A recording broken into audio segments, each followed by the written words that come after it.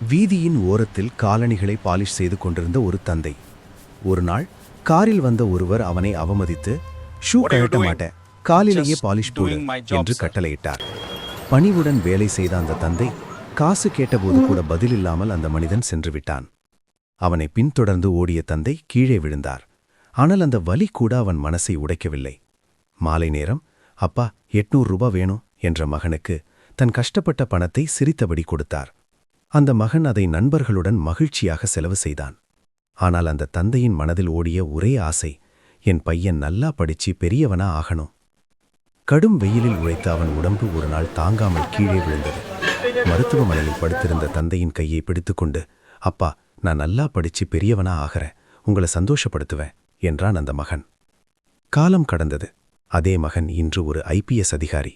அவனை அணைத்துக் கொண்ட மகன் சொன்னான், அப்பா, நீங்க தான் என் ஹீரோ.